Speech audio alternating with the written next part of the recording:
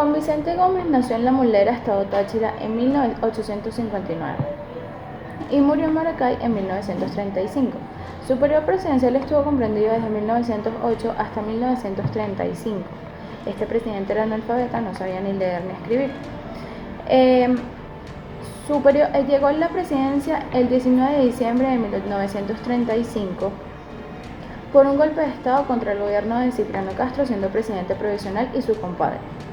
En algunos aspectos de su gobierno es que al principio otorgó la libertad de prensa y les otorgó el mismo derecho a los presos políticos y creó un consejo de gobierno en la Universidad Central de Venezuela durante 10 años.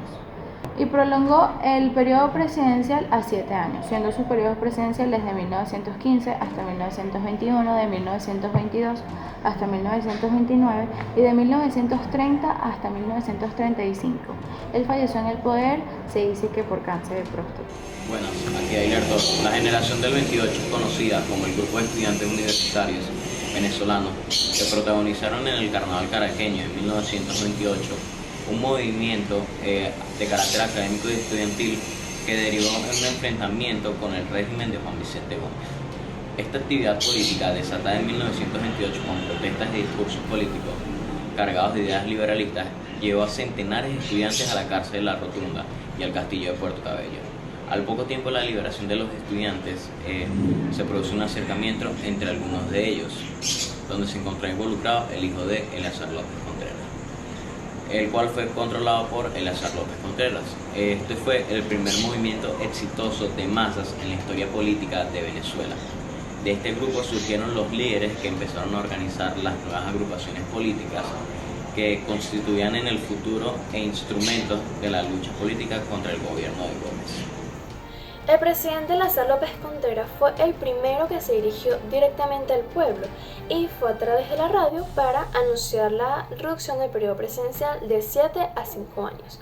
Siendo estas sus primeras acciones, se convirtió en un hecho histórico, no solo en Venezuela, sino en la historia del periodismo de nuestro país. El gobierno del presidente Contreras fue el primero en tener políticas democráticas en Venezuela, siendo, como algunos lo describen, un despertar de la dictadura.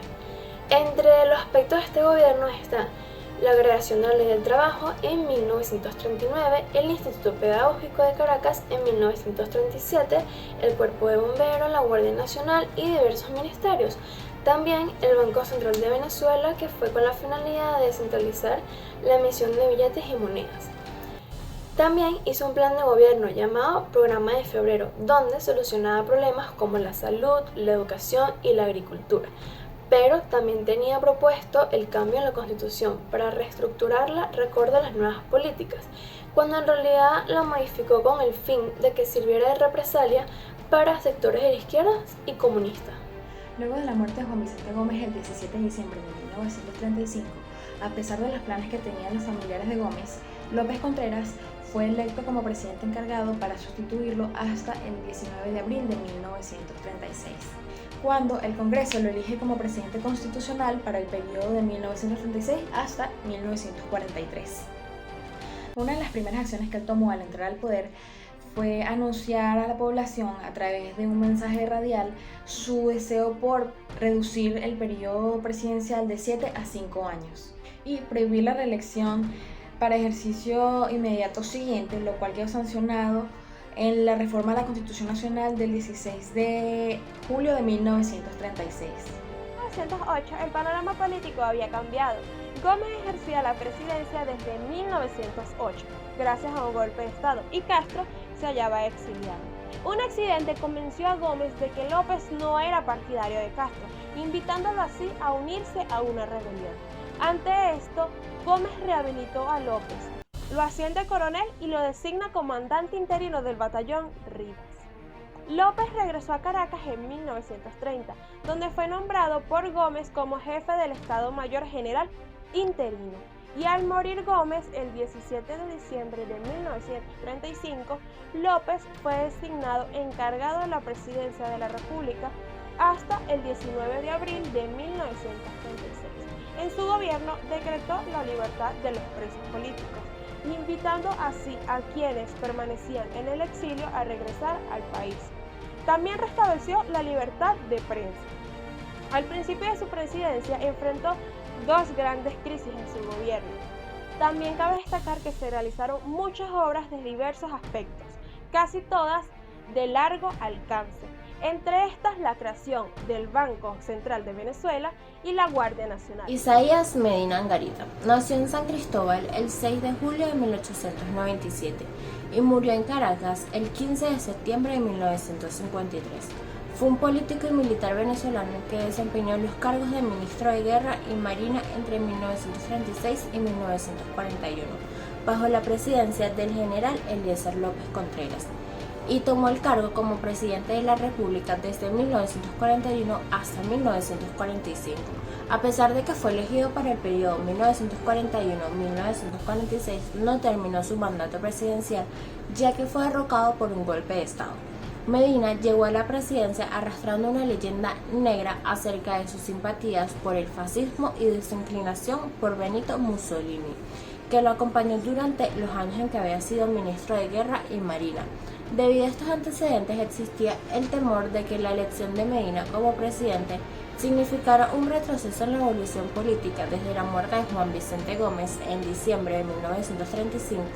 El 18 de octubre de 1945 comenzó una insurrección cívico-militar liderada por Rómulo Betancourt y Marcos Pérez Jiménez, que llevaría a derrocar al general Isaías Medina Angarita.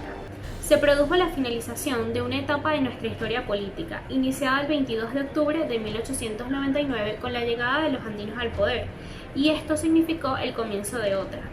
El 17 de octubre de 1945, Medina es informado de los preparativos del complot, y el golpe de Estado se inicia a partir de la mañana del 18 de octubre de este mismo año, cuando estalla la revuelta en la Escuela Militar de la Planicie en Caracas. Por la tarde ya se había extendido a los cuarteles de San Carlos, La Planta y Miraflores, en Caracas, y la guarnición de Maracay. El cuartel de San Carlos es retomado por el gobierno, mientras que se generalizan los tiroteos por las calles de Caracas.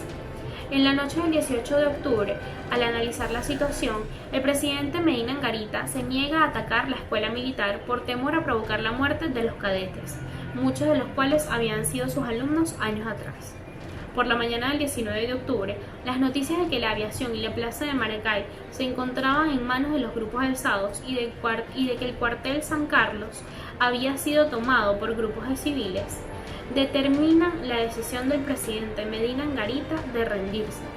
Esa misma noche se constituye en Miraflores una junta revolucionaria de gobierno presidida por Rómulo Betancourt, la cual inició una nueva etapa en la vida política del país y que para muchos significó la entrada de Venezuela en el siglo XX.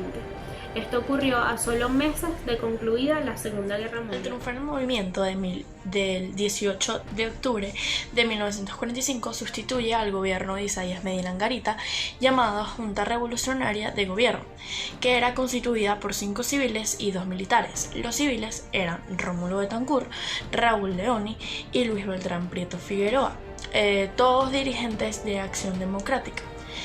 Edmundo Fernández, quien había sido el enlace entre militares y civiles.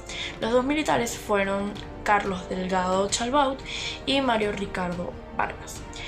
La Junta Revolucionaria de Gobierno anuncia que se proponen 2 objetivos. Uno era establecer una institución democrática surgida del voto universal, directo y secreto para moralizar la administración pública. Lo primero se pondría en práctica convocando a elecciones para una Asamblea Nacional Constituyente, en el cual se llamaron al voto a los jóvenes a partir de los 18 años de edad. La oposición política al nuevo régimen fue tomando cuerpo con la creación, que fue en diciembre de 1945, del Partido Unión República Democrática, que sería el URD. Rebajó los alquileres de los inmuebles y de los pasajes aéreos nacionales, decretó la reapertura de la Universidad del Zulia, que estaba cerrada desde 1904, reorganizó la policía creando un nuevo cuerpo de seguridad nacional en agosto de 1946 y fijó la fecha del 27 de octubre de 1946 para elecciones de los representantes a la Asamblea Nacional Constituyente.